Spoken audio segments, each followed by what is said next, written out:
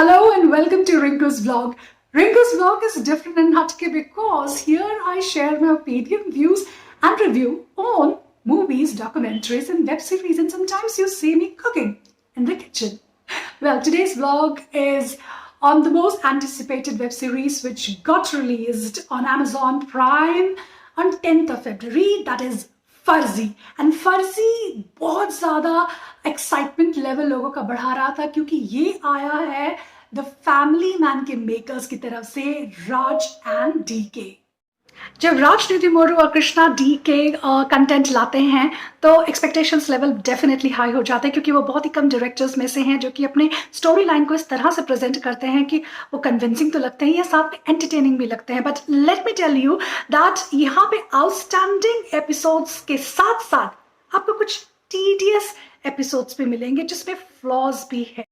सारे एपिसोड्स काफी fast paced है, ओके, इंफॉर्मेशन लोडेड है और कैरेक्टर्स को एक्चुअली उभारने में बहुत हेल्प करते हैं, accept third and fourth.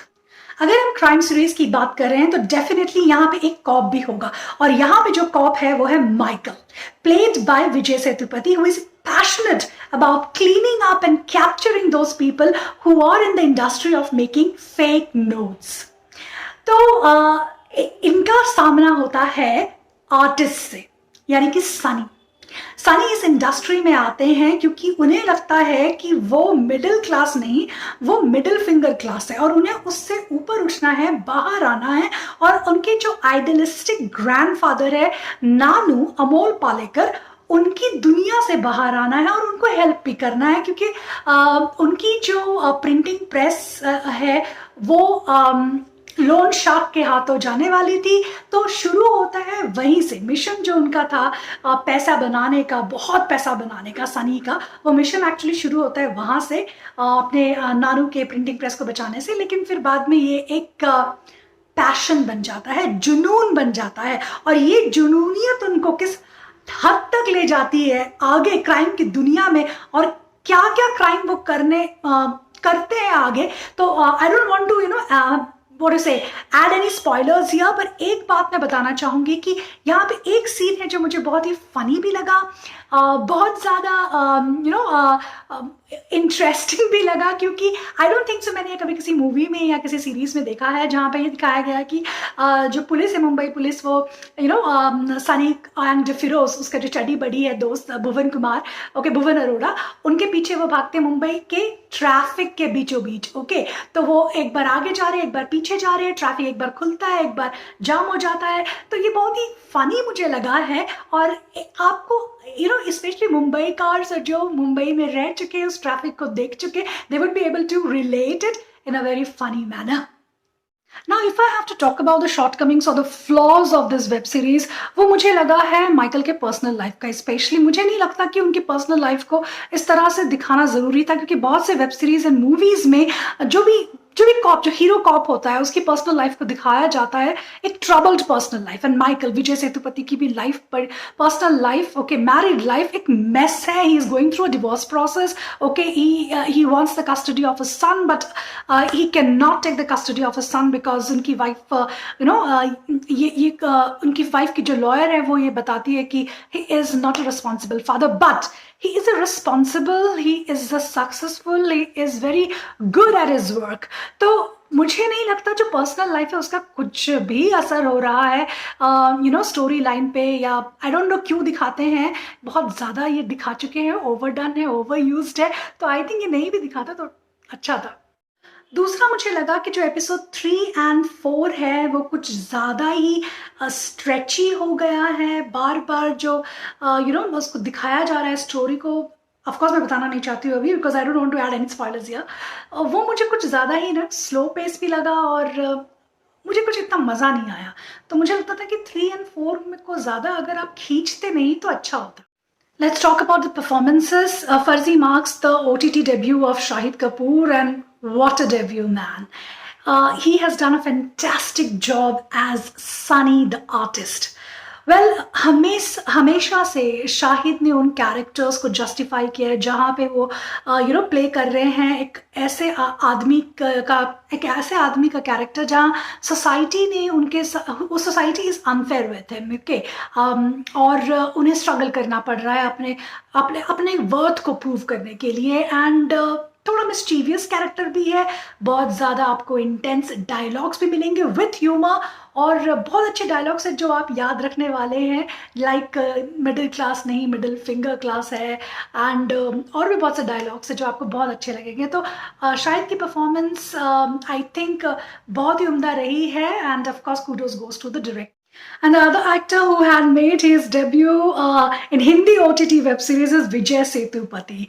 And what a debut! Powerful debut. Vijay Sethupathi, he doesn't need any introduction, he doesn't need any, definition, because he has, established himself in South Indian industry with his performances. और अब तो पूरा हिंदुस्तान जानता है, Hindi audience भी जानती है, of course पूरा हिंदुस्तान क्या इंटरनेशनल ऑडियंस जानती है, लेकिन वो हिंदी ऑडियंस भी जानती है जिनको मौका नहीं मिला है, जिन्होंने उतनी साउथ इंडियन मूवीज नहीं देखी थी। तो इस हिंदी OTT, इस हिंदी वेब सीरीज फर्जी के थ्रू वो जो ऑडियंस है जिन्होंने विजय सेतुपति को नहीं देखा था परफॉर्म करते हुए, अब वो देख रहे हैं। रही बात उनकी डायलॉग डिलीवरी की, तो वो एफर्ट भी दिख रहा है। ओके, मुझे जो बहुत अच्छी लगी बात वो ये थी कि वो एक साउथ इंडियन कैरेक्टर ही प्ले कर रहे हैं, और जैसे रियल लाइफ में बंदा जिसकी हिंदी उतनी अच्छी नहीं है वो जिस तरह से हिंदी बोलता है वही दिखाया भी गया है। There is humour also, his effort is also there as an actor. But अगर आप इस वेब सीरीज को तमिल में देखोगे तो उनके डायलॉग धांसू है। जी हाँ, I actually watched few of the snippets from Farzi Tamil, okay, and वहाँ पे तो उनकी जो डायलॉग डिलीवरी थी वो टॉप क्लास, स्पेशली क्योंकि वहाँ पे उनको वैसा कुछ हिंड्रेंस नहीं था जो यहाँ पे उनको प्ले करना था कि उनकी हिंदी इतनी ठीक नहीं है। रही बात, अगर हम डायलॉग डिलीवरी की बात अलग कर दें, जो एंड परफॉर्मेंस की बात अलग कर दें, I have one problem with the way his character has been portrayed, क्योंकि मैंने पहले भी बोला है कि उनकी पर्सनल लाइफ को उतना हाईलाइट करने की ज़रूरत नहीं थी। उसकी जगह थोड़ा सा और डेप्थ में वो माइकल का कैरेक्टर दिखाते हैं, और ज़्यादा हैवी डायलॉग्स उनको दिए जाते हैं। तो I think he can do this, okay, so he deserves, okay, so maybe second season में हम देख सकते हैं और भी बहुत कुछ हमारे इस फेवरेट कैरेक्टर माइकल से। मेघा का जो कैरेक्टर है जिसे राशि खन्ना ने प्ले किया है वो बहुत ही वेल रिटन कैरेक्टर है। She is a strong headed passionate RBI employee, जो पैशन में कोई कमी नहीं है, उनको भी उतनी ही जुनूनियत है जितनी कि सनी और माइकल के कैरेक्टर को है। तो वो भी बहुत ही पैशनेट है, अपने काम को लेकर के बहुत ही ऑनेस्ट है एंड बहुत ही हार्ड वर्किंग है। तो उसके अलावा जो कैरेक्टर आपको बहुत ही अच्छा लगेगा, सरप्राइजिंग लगेगा, वो है नन अदर देन के मेनन, मंसूर। मंसूर का कैरेक्टर है उनका जो कि नकली नोटों के बिजनेस में बाप है, और उसका मंसूर का सामना होगा सनी से, और मंसूर के ही पीछे पड़ा है माइकल। सारी स्टोरी तो नहीं बताएंगे, लेकिन मंसूर को आप देखिए and I feel that he is the most underrated actor, okay. उनमें इतना ज़्यादा पोटेंशियल है कि I think Hindi film industry ने उसे टैप नहीं किया, उसे बाहर नहीं निकाला है। तो के मेनन के अलावा Amol Palekar, I don't have to say anything, everybody knows his performances and his acting acumens. Amol Palekar का नानू का कैरेक्टर बहुत ही दिल छूने वाला एंड रिलेटेबल कैरेक्टर है। उसके बाद चितरंजन गिरी जो है, जो उनके एसोसिएट है प्रिंटिंग प्रेस में नानू के, अमोल पालेकर के, उन्होंने भी बहुत ही अच्छा परफॉर्मेंस दिया, इंप्रेसिव परफॉर्मेंस दिया है। एंड जो मेरा फेवरेट है और मुझे लगता है कि everybody would be surprised and loved to watch him again and again in this web series, not only in this season but next season also, is the chaddi buddy of Shahid Kapoor's character Sunny. वो है भुवन अरोड़ा का character Firoz. बहुत ही अच्छे से उन्होंने किया है, चाहे वो चुप रहे, ओके, कुछ भी ना करे, तब भी जो उनका बॉडी लैंग्वेज है वो इतना इम्प्रेसिव है, इतने डिफरेंट न्यूआंसेस वो दिखा रहे हैं। तो प्लीज गाइज वॉच दिस फर्जी for Bhuvan Arora, my favourite character. Raj and DK, I think, is obsessed with the family man, or they are too much in love with the family man, or knowingly or unknowingly they have actually brought two characters from the family man in फर्जी. जी हाँ, तो एक character the Family man का एक character famous character okay जिसपे बहुत से meme भी बने थे, तो वो कैरेक्टर यहाँ पे आता है इन्फॉर्मेशन देने के लिए ओके इन पर्सन. और एक जो फेमस कैरेक्टर है, चलो, Shrikant Tiwari okay, the protagonist of the Family Man, उसका फोन कॉन्वर्सेशन है. तो अब जब ये सीजन 1 खत्म हुआ है तो अब लोगों के दिमाग में एक क्वेश्चन है, क्या श्रीकांत त्रिपाठी इन पर्सन आएंगे सेकेंड सीजन 2 में, फर्जी के सीजन 2 में, और क्या जो वो कैरेक्टर जो इन पर्सन आया है फर्जी में, क्या वो कैरेक्टर भी आएगा? तो यानी 2 कैरेक्टर्स तो द फैमिली मैन के आए हैं फर्जी में सीजन 1 में, सीजन 2 में क्या बाकी और कैरेक्टर्स भी आएंगे, ये हमें देखना है. और क्योंकि श्रीकांत त्रिपाठी की भी जो पर्सनल लाइफ थी वो थोड़ी ट्रबल रही थी, माइकल की भी ट्रबल्ड है ओके, मेसी है, तो क्या उन दोनों का भी कोई कनेक्शन होगा और सीजन 2 में इन दोनों का कोई संगम होने वाला है? I don't know okay. तो ये एक बात थी. और दूसरी बात थी कि यहाँ पे कुब्रा सेठ का भी कैरेक्टर है ओके, जो बहुत पावरफुल है, जो मुझे लगा कि it was not enough okay, उनको और ज़्यादा सीन्स देने चाहिए थे. तो क्या कुब्रा सेठ का और कोई ज़्यादा पावरफुल परफॉर्मेंस या ज़्यादा रोल उन्हें मिलेगा सीजन 2 में? तो ये भी एक देखने की बात है. तो ये चीज़ें हैं जो आई थिंक सीजन 2 में आगे हम देखने वाले हैं, may be more okay of these characters.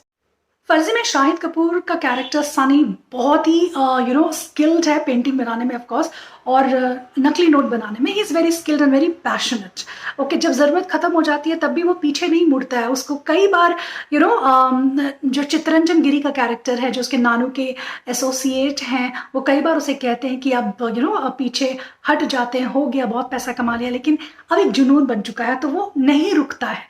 मुझे बहुत ही सिमिलर लगा है ब्रेकिंग बैड से. Bryan Cranston who played the role of Walter White, उनके कैरेक्टर से, जो एक हाई स्कूल टीचर होते हैं, केमिस्ट्री के टीचर, वो शुरू में मैथ बनाते हैं क्योंकि उनको ज़रूरत होती है राइट, लेकिन उसके बाद उनमें भी जुनून चढ़ जाता है कि भैया और पैसा कमाना है, तो पैसे की जो लत है वो छूटती नहीं है. तो ये जो कैरेक्टर्स हैं आपको सेम लगेंगे.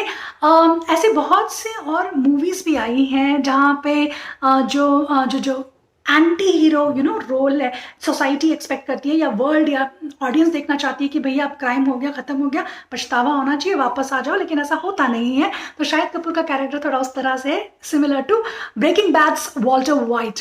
Overall Farzi is a very compelling to watch. आपको दो episodes third and fourth episodes में थोड़ा सा आपको लगेगा कि पेस थोड़ा रुक गया है, लेकिन otherwise last 3 episodes are too good.